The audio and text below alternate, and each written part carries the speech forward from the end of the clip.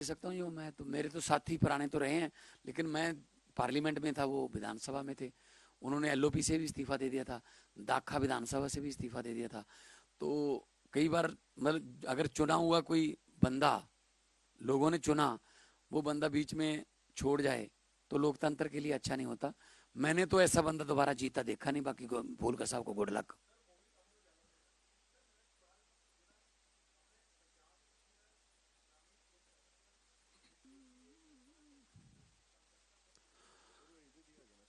ਉਹ ਜਿਹੜਾ ਸਾਡਾ ਸੈਂਸਸ ਆਊਗਾ ਨਾ ਹੁਣ, ਉਹ ਸਾਡਾ ਤਾਂ ਬਹੁਤ ਫਾਸਟ ਹੋ ਜਾਊਗਾ। ਜਿਹੜਾ ਅੰਕੜੇ ਅਸੀਂ ਕਰਾਂਗੇ ਨਾ, ਜਿਹੜਾ ਸੋਸ਼ਲ ਇਕਨੋਮਿਕਸ ਸਰਵੇ ਕਰ ਰਹੇ ਹਾਂ, ਉਹਦੇ 'ਚ ਸਭ ਕੁਝ ਆਊਗਾ ਜੀ। ਹਾਲਾਂਕਿ ਦੇਸ਼ ਦਾ ਵੀ ਹੋਊਗਾ ਸਰਵੇ ਤਾਂ, ਪਰ ਦੇਸ਼ ਵਾਲੇ ਤੋਂ ਕੰਪਾਈਲ ਹੋਣ ਨੂੰ ਟਾਈਮ ਲੱਗੂਗਾ। ਅਸੀਂ ਸਾਡਾ ਛੋਟੇ ਲੈਵਲ ਤੇ ਹੈ, ਉਹ ਅਸੀਂ ਕਰਕੇ ਤੁਹਾਨੂੰ ਸਾਰਾ ਦੱਸਦਾ। ਧੰਨਵਾਦ।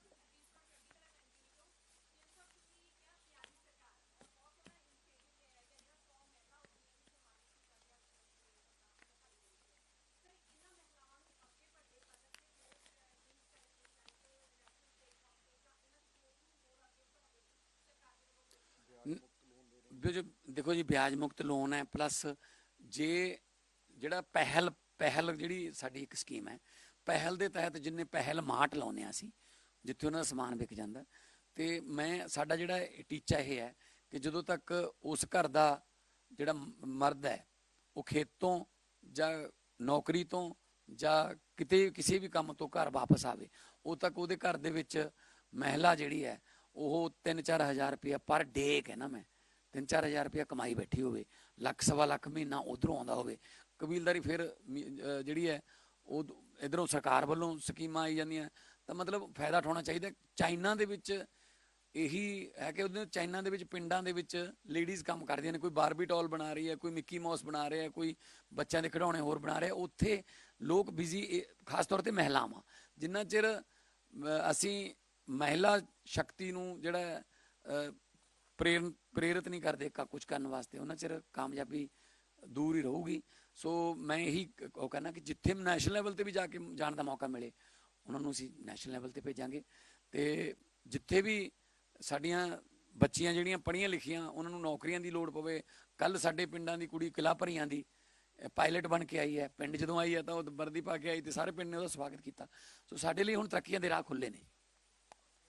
पंजाब का हाल है वो देख के ना दुख होता है और अपने आप को गिल्टी फील करते हैं कि पंजाब में इतना बुरा हाल है, हम साइड पे बैठे।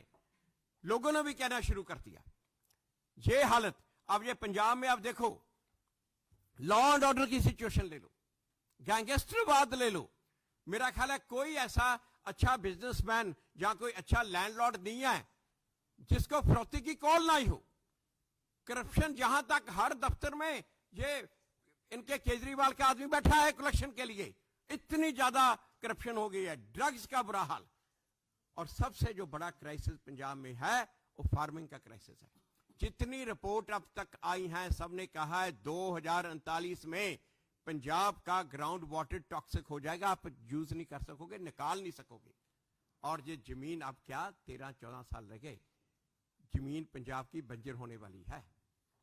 और मैं पिछले कई सालों से इसके लिए काम कर रहा हूं पंजाब में, मगर अनफॉर्चुनेटली पंजाब सरकार को बिल्कुल परवाह नहीं है, बिल्कुल परवाह नहीं है इस चीज की।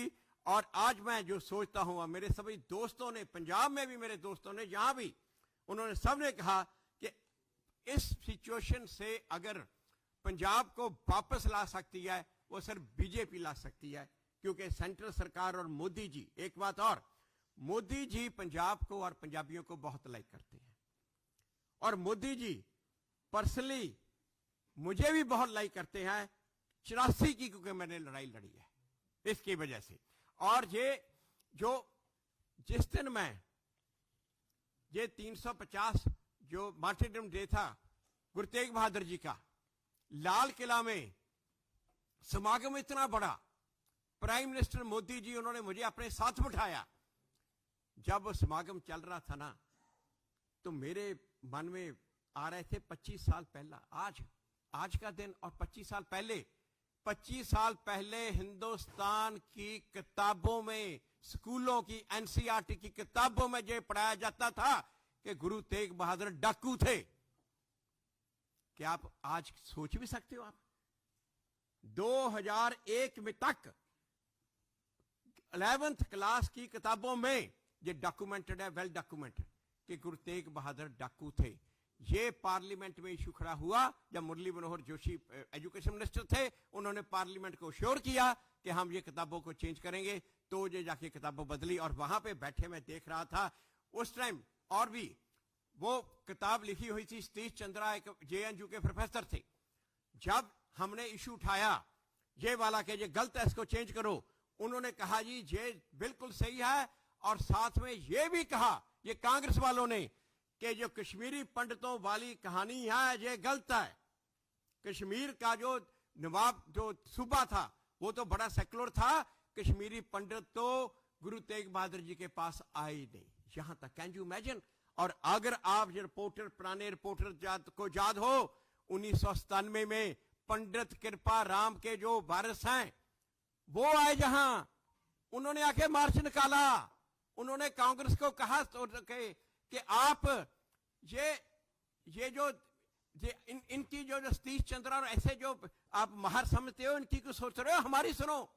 उन्होंने कहा हमारे पुरुषों ने हमें बताया है, हमारे घरों पे गुरु तेग बहादुर की फोटो है, सुबह शाम हम उनका नाम जपते हैं कि ये हमारे पुरुष उनके पास आए थे। और उन्होंने यहां पे मार्च निकाला, और मैं उस दिन रकाबगंज साहब मौजूद था जब ये हुआ।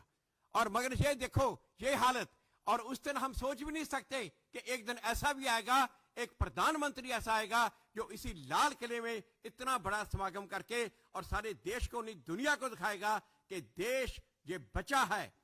अगर यहां पे अगर सेकुलरिज्म बचा है और यहां पे आज हिंदू बचे हैं, तो वो गुरु तेग बहादुर की शहादत की वजह से। और ये बात, ये और सिर्फ यही नहीं, और जो उन्होंने किया, जो उन्होंने इन्होंने ब्लैक लिस्ट की बात की थी, हम बड़ी देर से लगे हुए थे कि ब्लैक लिस्ट खत्म करो, वो ब्लैक लिस्ट खत्म की ना, जो करतारपुर साहब का जो लांगा था वो। और ये जो सबको मालूम है, आप मुझे ये बताने की बात नहीं। और ये आज सिचुएशन ये है कि अगर हमने पंजाब को बचाना है तो वो बीजेपी के हाथ स्ट्रेंथन करने पड़ेंगे, और आज हम पूरा जोर लगाएंगे, अपनी तरफ से पूरी कोशिश करेंगे कि ये आगे वाली सरकार पंजाब में बीजेपी की सरकार है। मैं सबका बहुत